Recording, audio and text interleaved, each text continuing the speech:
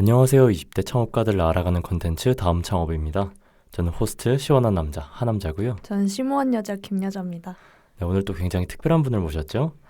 IoT 담배꽁초 관리 시스템을 통해 상생 가능한 도시를 만들어 나가는 소브먼트의 대표 이윤지님을 모셨습니다. 반갑습니다. 반갑습니다. 안녕하세요. 소우먼트를 하고 있는 이윤지입니다. 반갑습니다.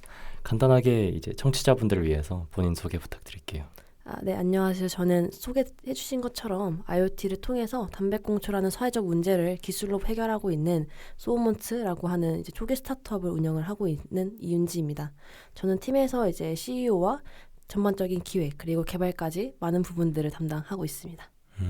이제 다 담당하고 계시군요. 윤지님을 하남자가 본 거는 오늘이 처음은 아니고 언제였죠? 지난달이었나요? 네, 맞습니다. 네, 지난달 정도에 제가 우연히 친구의 꼬드김에 스타트업 강연을 갔었는데 윤지님께서 연사로 이렇게 나오시더라고요. 그래서 멋있다. 그때 뵀었는데 그때 또 인상적이었던 게 블레이저에 주황색 조던을 신고 나오셨더라고요. 네, 오늘도 신고 왔어요. 오늘도 신고 오셨어요? 사실 안다 슬쩍 봤어요. 그래요? 제가 김여자 씨한테 기띠매 드렸거든요. 패션에 관심이 많으신 분인 것 같다. 혹시 특별한 이유가 있나요? 그 주황색 조던을 신는? 약간 트레이드 마크 같은 거고요. 저희 이제 브랜드 컬러가 이제 그렇게 주황이랑 빨간 그 사이에 있는 컬러인데 이제 그거를 좀 티셔츠를 입기가 조금 부담스러워서 아무래도 포멀한 자리들이 많다 보니까 그래서 네. 신발에 좀 포인트를 주고 있기도 하고요. 그렇습니다. 제가 만약에 주황색 이렇게 입으면 거대한 귤같이 생겼을 것 같은데. 좋습니다. 그래서 이제 브랜드 색깔이니까 이렇게 좀 살려서 패션에도 좀 녹여내신 거네요. 네, 맞습니다. 원래 신발을 좀 좋아하기도 하는데 네. 이제 이걸 고른 이유가 이제 특별히 이제 소우먼트 색깔이어서 그렇습니다. 다음 창업도 이제 좀 파란색으로 입고 신발 새로 사요? 네, 같이 한번 맞추죠. 알겠습니다. 네, 이제 본격적으로 1부 들어가 보도록 할 텐데요. 1부에서는 이제 창업 스토리 그리고 서비스에 대해서 얘기 좀 나눠보도록 하겠습니다. 소브먼트라는 회사에 대해서 저희는 이미 조금 들어봤지만 청취자분들께서는 생소하실 수도 있을 것 같아요. 그래서 어떤 일을 하고 있는 회사인지 소개 부탁드릴게요. 네. 저희는 이제 대학생들로 좀 이루어져 있는 초기 스타트업인데요.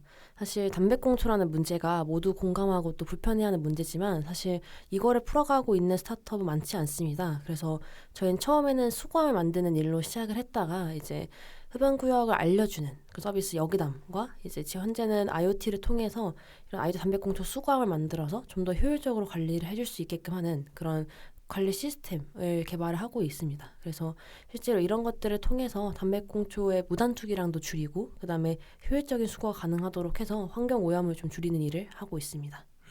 그러면 두 가지 정도로 나눠서 살펴보면 첫 번째는 수거함 자체를 제작하는 일이고 두 번째는 그 위치를 알려주는 서비스를 운영하고 계신 거죠? 네, 맞습니다. 그래서 저희는 크게는 이제 B2G와 B2B 중심의 이런 IoT 담배꽁초 수거함 서비스가 있고요.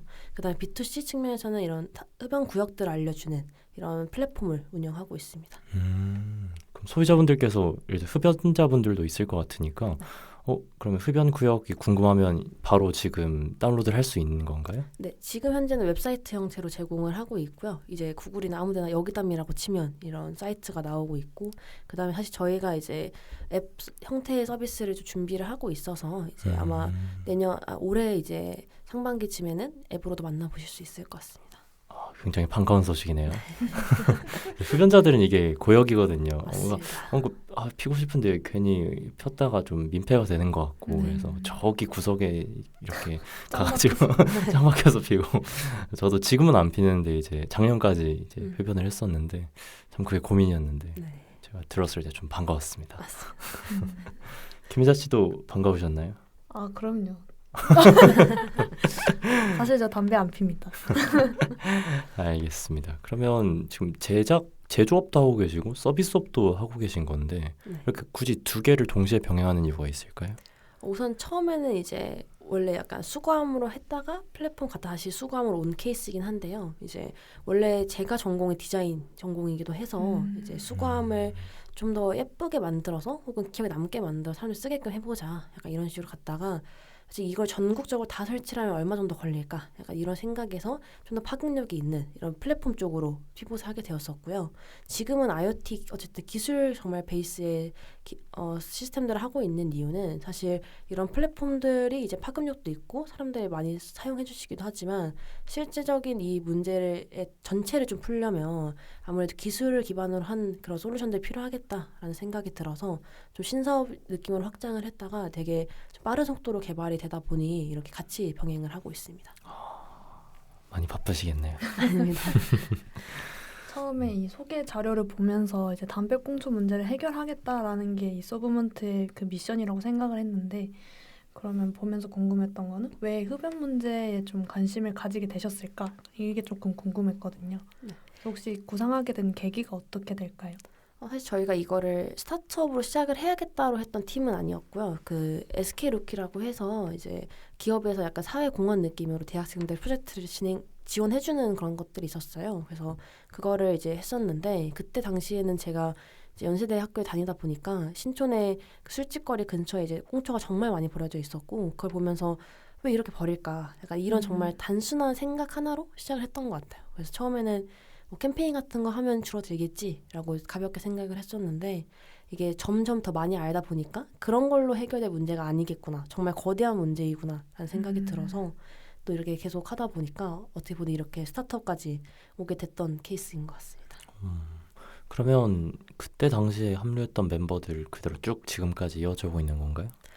처음에 이제 그 여기담을 하기 시작한 부터는 이제 쭉 이어져 오고 있고요. 맨 처음에는 이제 저희가 프로젝트로서 그 수거함을 이제 리디자인 해가지고 설치하는 걸 했었는데 그때는 이제 구성이 그렇다 보니까 실내 건축 그다음에 디자인 쪽 이런 친구들이 많았었고 그렇다 보니 이제 실내 건축 분들은 그걸 포트폴리오 삼아서 이제 다음 스텝을 가셨고 그때 이제 같이 하던 디자이너 분은 지금까지 계속 함께 하고 있습니다.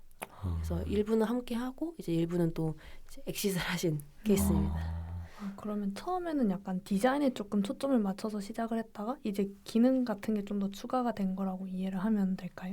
네, 그래서 지금 현재는 제가 디자인을 뭐 한다거나 하진 않고요. 지금은 이제 IoT 수거함 같은 경우는 안에 센서와 소화 장치 등을 달아서 이제 내부의 폐기물의 양이라던가 아니면 불이 났을 때 대응할 수 있게끔 해주는 그런 걸 하고 있습니다. 그럼 구성원들이 이렇게 오랜 기간 동안 오래란 오랜 기간 동안 이게 모티베이션이 되려면 사실 어느 정도 사업에 있어서의 성장이 있어야지 구성원들이 이거 계속 같이 갈 수 있겠다라고 생각을 하잖아요. 그럼 지금까지의 그 소브먼트의 좀 일대기를 간단하게 좀 어디서 시작해서 막 이런 일들이 있었는데 네. 지금은 이렇다 정도로 요약해 줄 수 있을까요? 그래서 저희는 원래 처음에 이렇게 대학생 프로젝트로 시작을 했다가 서대문구에서 하는 그 스마트 벨트 문화 조성 사업이라는 게 있었습니다. 그래서 약간 예창패의 작은 버전 같은 건데 그게 선정이 돼서 뭐 사업 스케일로 넓혀가면서 이제 여기담을 출시를 하게 되었고요.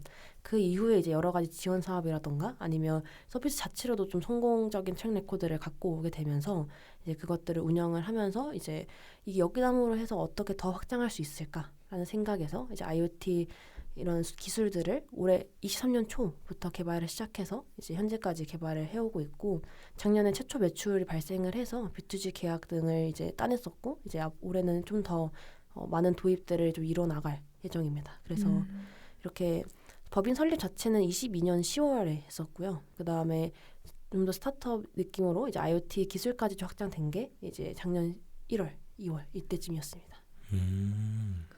원래는 그러면 이 IoT 기술을 도입하게 된 배경은 어떻게 되나요?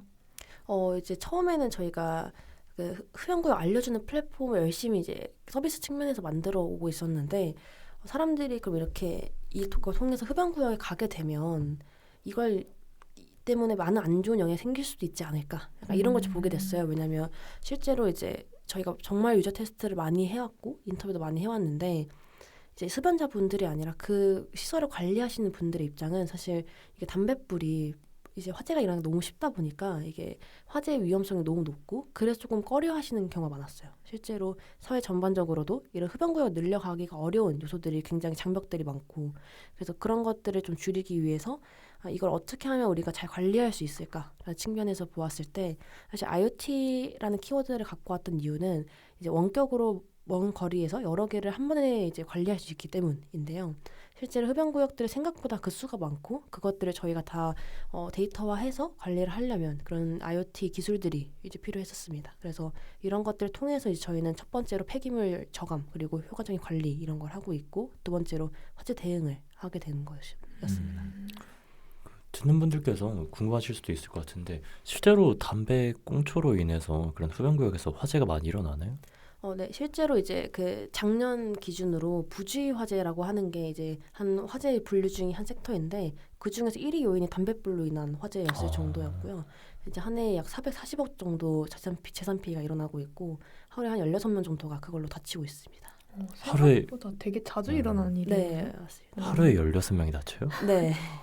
부상자가 그 정도 이제 평균적으로 나오고 있고 왜냐면 사실 그럴 수밖에 없는 게 담배 꽁초가 길에 버려지는 게 국내에서만 하루에 1,200만 개 미 정도 버려지거든요. 그래서 그렇다 보니 이제 불이 붙을 수밖에 없고 또 일반 쓰레기통에 이런 데 넣게 되면 사실 너무 쉽게 이제 불로 번질 수 있는 요소들이 많다 보니까 이게 불씨를 이제 거기 넣는 거잖아요. 그래서 이제 사실 날 수밖에 없는 환경이기는 한데 지금 현재 원래 설치됐던 수거함들은 자연 발화에만 기대고 있어서 그런 것들 잘 막아지지가 않는 게 현실이긴 합니다.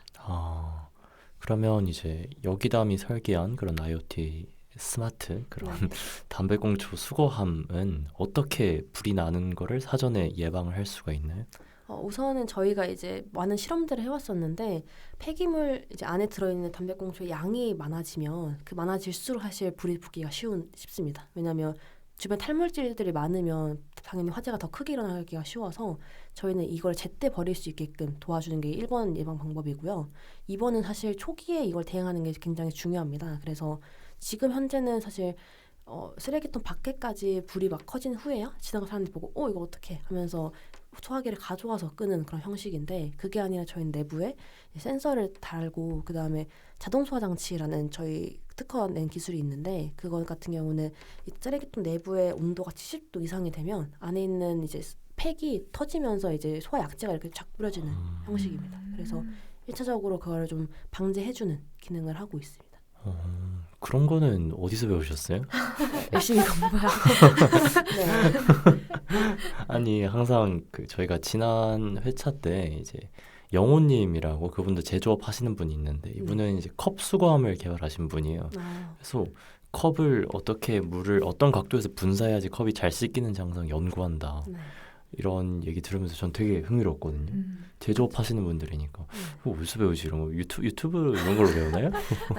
일단은 이제 소화 쪽으로는 공부를 좀 많이 했고요. 이제 사실 소화 방지학과라는 이제 과들이 있어요. 근데 거기를 뭐 갈 수는 없으니까 그 전공 서적들을 좀 많이 봤었고 이제 제조업 그냥 전반으로서는 저는 이제 제가 제품 디자인을 해왔었기도 했고 이제 그런 양산을 해봤던 경험은 전에 다른 사업 하면서 있었다 보니까 그런 거 베이스로 해서 해왔습니다. 그렇군요. 네. 보통 정성이 아니네요. 사실 막 개발할 때 스토리가 이제 불을 피워야 하는 거다 보니까 쉽게 하기가 어려워서 막 난지 캠핑장 대관해가지고 사람들 다 빠진 시간대 이제 하고 약간 이렇게 좀 실험 스토리 중에 좀 흥미로운 일화도 있을까요?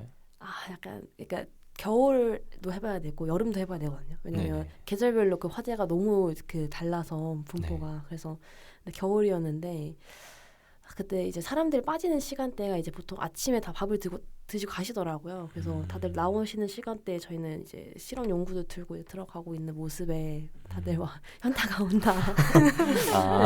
이런 식으로. 재밌을 것 같은데. 그러니까요. 다 같이 가서 캠핑하러 하고 이제. 캠핑을 했으면 좋았을 텐데 제가 캠핑까지는 못 해가지고. 캠핑까지는? 네. 제가 팀원이었으면 좀 삐졌을 것 같긴 한데. 저라면 기타를 가져가서 노래를 불러줬을 거예요. 네, 알겠습니다. 굉장히 흥미로운 얘기가 오늘 많이 나올 것 같네요. 지금 대표님께서는 뭐 이전에 사업도 해보셨다라고 간단하게 언급을 해주셨는데 창업을 좀 결심하게 된 계기가 있을까요?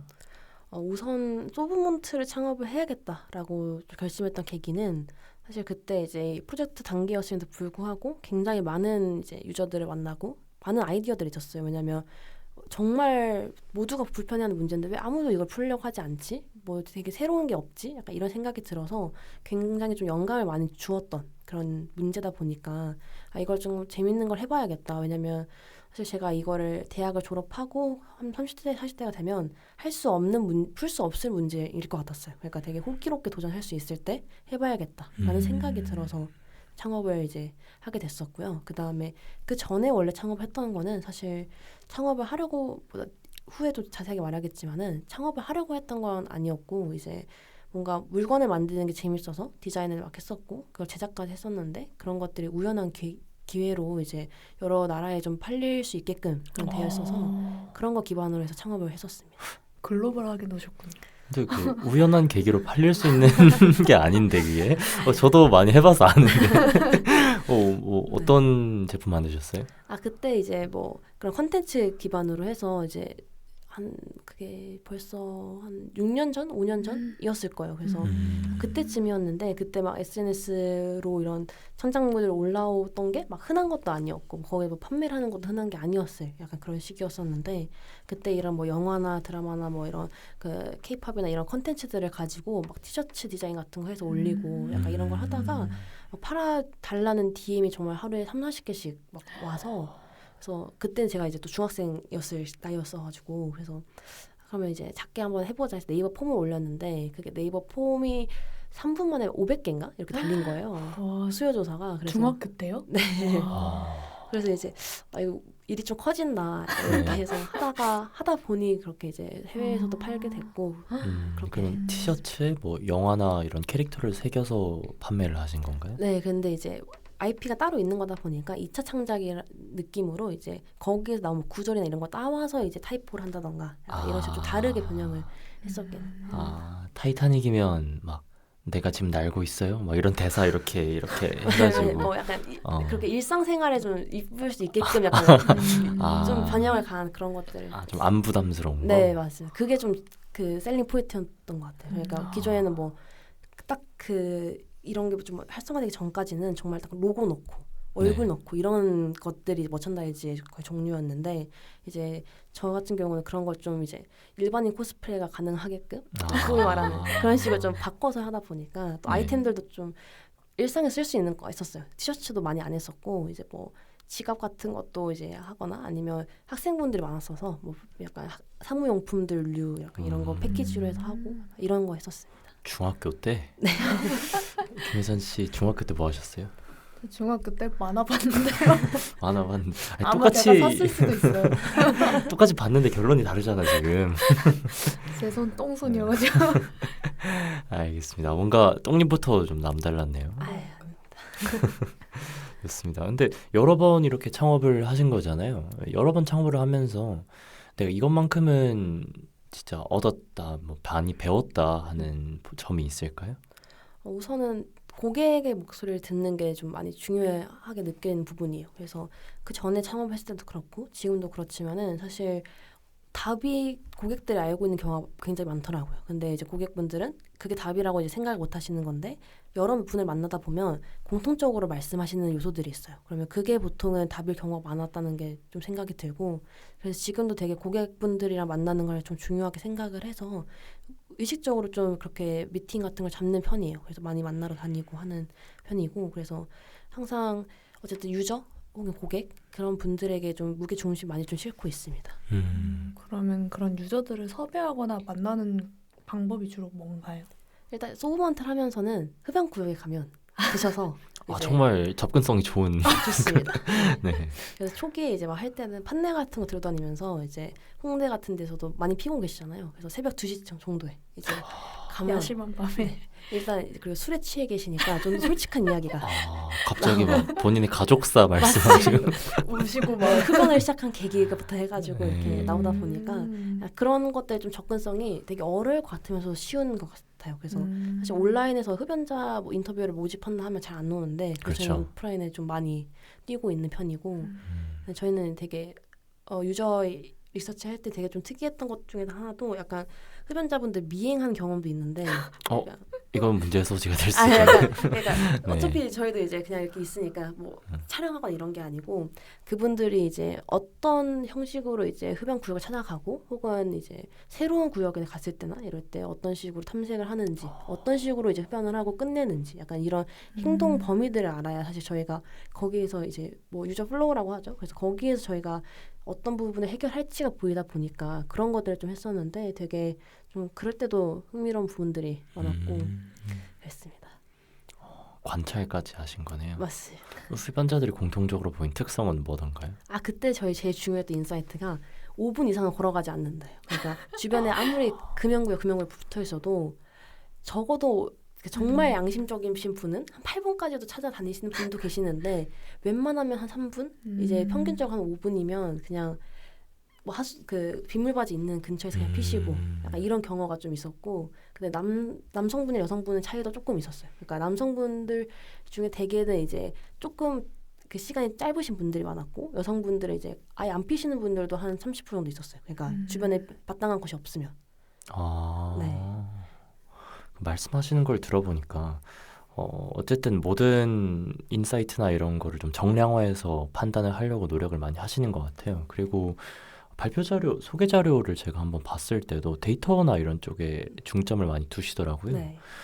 사업에 그러면 데이터 분석이나 이런 쪽을 어떻게 많이 활용하고 계시는지. 저희는 이제 저희가 이제 일하는 방식이라고 해서 정해놓은 게 4가지가 있는데요. 그중 3번째가 이제 데이터로 말한다라는 거예요. 그러니까 사실 사회 문제를 푼다, 혹은 약간 저희 같은 되게 일상적인데도 조금 어려울 수 있는 그런 문제들을 푸는 경우에는 사실 감정에 기댈 수가 쉬워요. 그러니까 당연히 이게 문제잖아, 당연히 이게 더럽잖아, 약간 이런 식으로 가기가 쉬운데 그것보다도 이제 데이터로 말하는 순간 좀 더 객관적인 판단을 내릴 수가 있고 그런 것들이 이제 토론을 할 때나 팀원들끼리 상의를 할 때 굉장히 좀 서로 납득하기가 쉽다 보니 그렇게 좀 많이 대화를 하고 있고요. 그래서 이런 데이터들을 이제 활용하는 방법은 뭐 문제를 정의할 때 그런 관련 통계라던가 아니면 뭐 이렇게 리서치한 것들도 그렇게 정량화해서 그렇게 말하고 있고요. 그 다음에 저희가 프로덕트를 만들거나 기술을 만들거나 할 때도 이제 그렇게 뭐 A/B 테스트를 하든 여러 가지를 거치든 이제 다 데이터에 기반해서 좀 판단하려고 노력을 하고 있습니다.